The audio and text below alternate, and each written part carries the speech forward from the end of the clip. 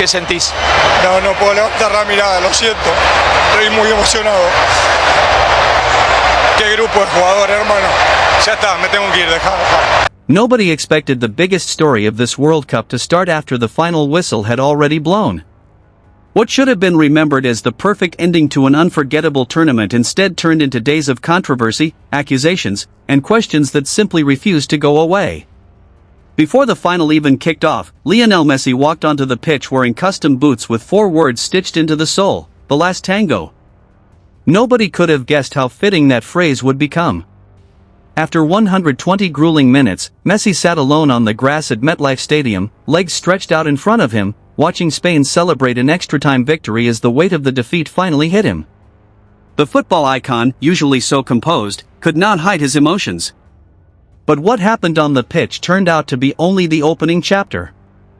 In the days that followed, the sport was hit with one shocking development after another. FIFA opened a formal investigation. 2 separate disciplinary cases were launched. A red card seemed to vanish from official records.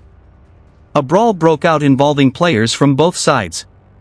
A member of a coaching staff was accused of striking a player. And wild conspiracy theories, some even dragging in the FBI, spread like wildfire across social media. On top of that came allegations involving a controversial federation president, rumors of threats inside the locker room, and claims of a secret arrangement designed to guarantee a European champion.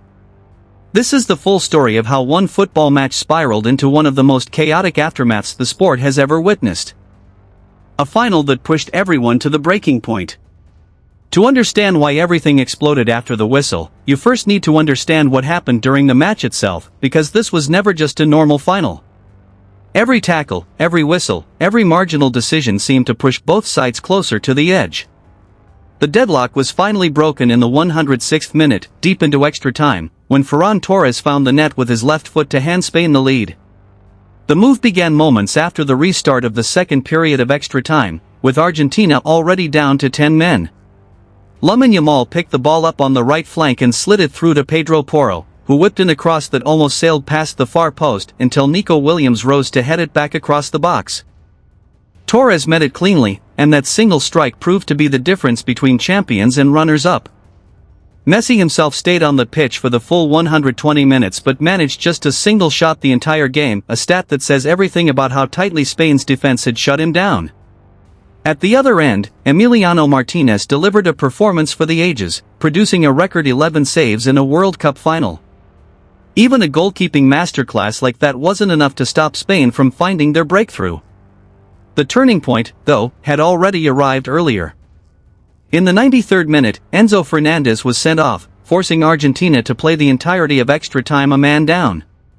That single decision reshaped the entire second half of the match and turned an already difficult task into a near impossible one. When the final whistle finally sounded, the tension that had built up over 2 grueling hours didn't simply evaporate. As Spain's players sprinted across the pitch in celebration, emotions on both sides boiled over almost instantly, and that's when the real story began. Chaos breaks out on the pitch.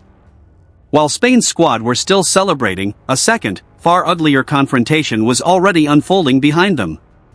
According to multiple reports, Spain's captain Rodri was struck in the stomach by Argentine defender Nahuel Molina as players rushed past one another in the celebratory chaos. Moments later, Molina squared up to Rodri again, while Nicolas Otamendi, Molina's former Manchester City teammate, exchanged heated words with him nearby. That single exchange became the spark that lit everything else on fire. Leandro Paredes then waded straight into the middle of the confrontation.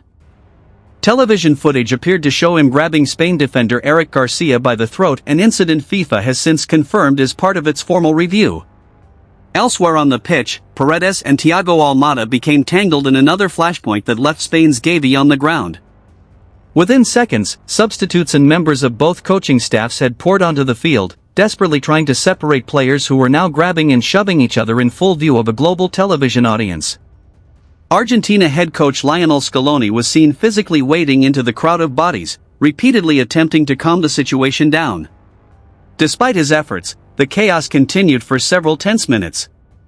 And then came arguably the single most talked about moment of the entire saga. A red card issued to Paredes briefly appeared on FIFA's official match tracking system and then, without explanation, disappeared. FIFA later released a short statement confirming that disciplinary matters were under active review, but offered no timeline and named no players directly. In the end, Paredes was not shown a red card on the pitch, although reports suggested he could still face punishment once the review concluded. That brief digital appearance and disappearance of a red card became instant fuel for speculation, conspiracy theories, and outrage, and it kept the investigation in headlines for days. But the story didn't stop with the players. Attention soon turned to Argentina's coaching staff, where another incident added an entirely new layer to an already chaotic night. During the post-match chaos, Argentina assistant coach Roberto Ayala was filmed approaching Spain's Dani Olmo and Eric Garcia. Broadcast footage appeared to show Ayala making contact with Olmo during the confrontation, another incident now sitting on FIFA's desk for review.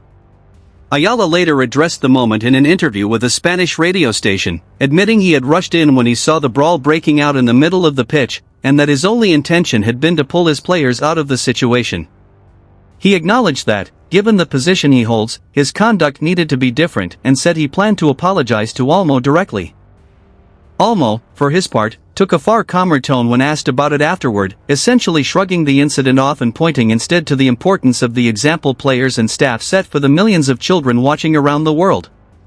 Instead of the world celebrating one of football's biggest nights, the conversation instantly shifted toward discipline, sportsmanship, and everything that had unfolded once the referee blew the final whistle. The snub that shocked the stadium. The tension didn't fade once players finally left the pitch, it followed them straight into the trophy ceremony, where another moment added even more fuel to an already burning fire. After collecting their silver medals from FIFA President Gianni Infantino, several Argentine players were caught on camera facing away from the podium as Spain stepped forward to lift the trophy under a shower of gold confetti, in front of more than 80,000 fans inside the stadium and millions more watching around the world. The images spread almost instantly across social media, sparking fierce debate within minutes. At his post-match press conference, an emotional Lionel Scaloni defended his players, insisting they knew how to handle defeat with dignity. His comments only added fuel to the debate, given everything that had already happened that night: a red card, a brawl, an incident involving coaching staff, players skipping scheduled media duties, and now a visibly turned-away celebration snub. Former players and television pundits didn't hold back. Alan Shearer said flatly that there was no place for behavior like that in the sport. Gary Neville, covering the match for ITV, was equally critical, openly questioning whether officials had allowed emotions to run unchecked for far too long across the tournament. The reaction quickly ballooned into a much bigger conversation about discipline, leadership, and sportsmanship at the very top level of the game. The conspiracy theories take over. But the controversy didn't stop on the pitch or at the medal ceremony. In the days that followed, a wave of rumors and conspiracy theories exploded across Argentine media and social platforms, and this is where the story stopped being about football entirely.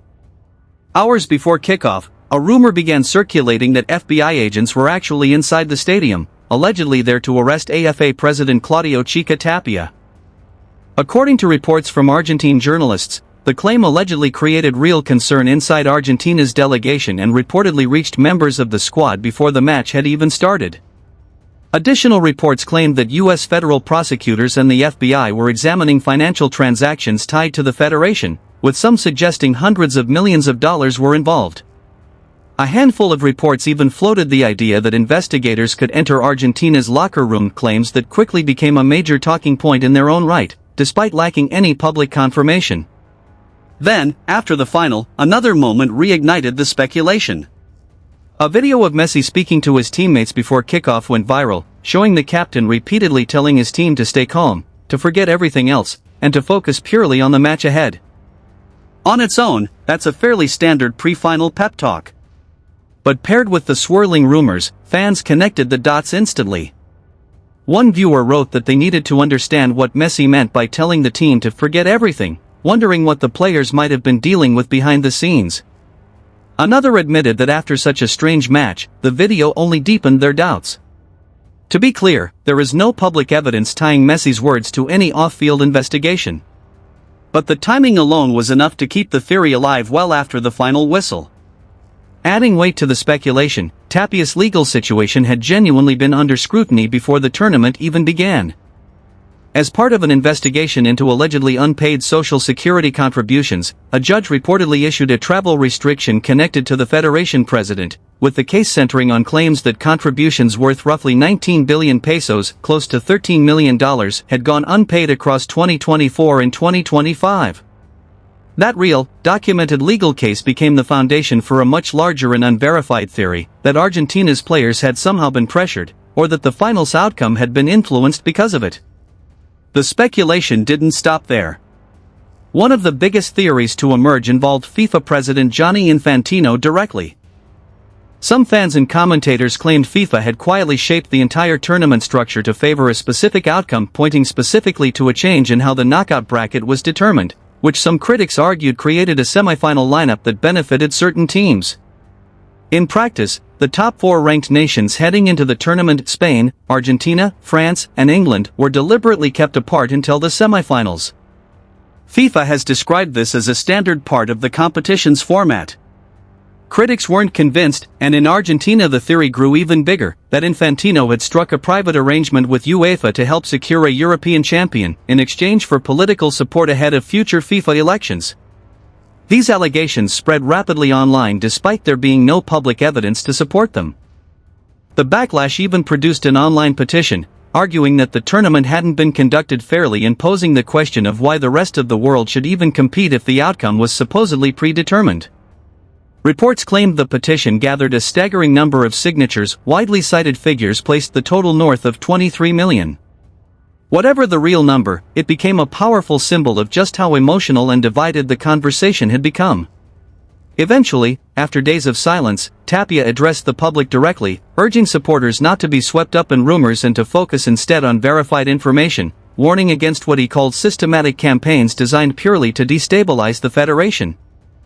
By that point, the story had grown far beyond football. The final was no longer being remembered only for Spain's victory, but for the investigations, the debates, and the wave of claims that kept dominating headlines long after the trophy had been lifted. A controversy that started before the final. Here's the part most people missed: Argentina's controversy didn't actually begin with the final. It started days earlier, after their semi-final win over England in Atlanta. After a 2-1 victory, defender Lisandro Martinez and unused substitute Giovanni Lo Celso were seen holding up a banner reading "Las Malvinas son Argentinas," the Falklands are Argentinian. As celebrations continued, cameras showed Lo Celso receiving the banner from supporters in the stands before displaying it alongside teammates including Martinez, Christian Romero, and Nicolas Otamendi. According to reports, the banner had been smuggled into the stadium by a fan, concealed in clothing, and reportedly made using paint bought locally and a hotel bed sheet as the canvas. Those details spread almost as fast as the images themselves. The display sparked reactions well beyond football. UK Prime Minister Keir Starmer backed calls for FIFA to formally examine the incident, while Liberal Democrat leader Ed Davey went further, arguing the players involved shouldn't even be allowed to play in the final against Spain. FIFA confirmed it had opened an investigation into the banner but chose not to suspend any players before the final, meaning Argentina walked into the biggest match of the tournament already carrying an unresolved disciplinary case. That decision fueled yet another theory among some supporters, that FIFA let the players compete but then treated the team unfairly throughout the rest of the tournament as a form of indirect punishment, with some going as far as suggesting that the final defeat itself was somehow the consequence. There is no public evidence supporting that claim, and FIFA has given no indication the result was influenced in any way. The banner controversy also revived memories of a nearly identical incident from over a decade earlier. After a 2014 friendly against Slovenia, Argentina was fined 30,000 Swiss francs by FIFA's disciplinary committee for displaying a banner carrying the exact same slogan. More than 10 years later, the same issue resurfaced on the sport's biggest stage, adding yet another layer to an already crowded list of disciplinary matters from this World Cup. A pattern FIFA can't ignore. By the end of the tournament, Argentina was facing multiple separate FIFA reviews at once, making them one of the most heavily scrutinized teams of the entire competition. And this wasn't happening in isolation. It reopened old wounds from previous controversies as well. Fans and commentators quickly pointed back to the 2022 World Cup final in Qatar, when Emiliano Martinez faced criticism for a provocative gesture with the Golden Glove trophy and later for dressing room celebrations that included remarks aimed at Kylian Mbappe.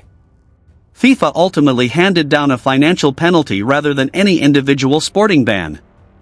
Attention also returned to Enzo Fernandez, who had publicly apologized before this tournament after sharing a video featuring a team chant that the French Football Federation labeled racist and discriminatory. Later in the year, Martinez was hit with a separate 2-match suspension after yet another trophy celebration drew disciplinary attention. Line them all up: the 2014 banner, the 2026 banner, Martinez's celebrations, Enzo's chant controversy, earlier disciplinary issues during World Cup qualifying, and now the post-final brawl, and it's easy to see why commentators believe FIFA's review will likely consider the bigger picture, not just one chaotic night. FIFA's disciplinary code, including Article 13, explicitly allows officials to weigh conduct that could affect the reputation of the sport, with decisions made on a case-by-case basis. History shows FIFA is capable of serious punishment when it wants to be. Former Spanish Football Federation President Luis Rubiales received a 3-year ban following his conduct at the 2023 Women's World Cup final. Luis Suarez was suspended for 4 months after biting an opponent at the 2014 World Cup.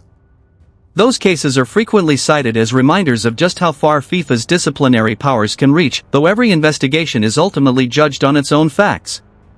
The apologies that never came. One detail that didn't go unnoticed: how few of the key figures involved actually apologized publicly for what happened after the whistle. Leandro Paredes posted an emotional message on Instagram thanking Argentina and expressing pride in the effort the team had given, but the message focused entirely on the disappointment of the result, without a single mention of the post-match confrontation now under FIFA review. Enzo Fernandez posted something similar, calling it the greatest honor of his career to wear the jersey, reflecting on pride and heartbreak, but again, no mention of his sending off or the disciplinary fallout that followed. Those omissions didn't go unnoticed, and they became their own talking point as fans and commentators kept dissecting the aftermath. Messi, for his part, said nothing publicly about the confrontation at all. Before the final, he'd drawn attention for his custom boots and his emotional pre-match message to teammates.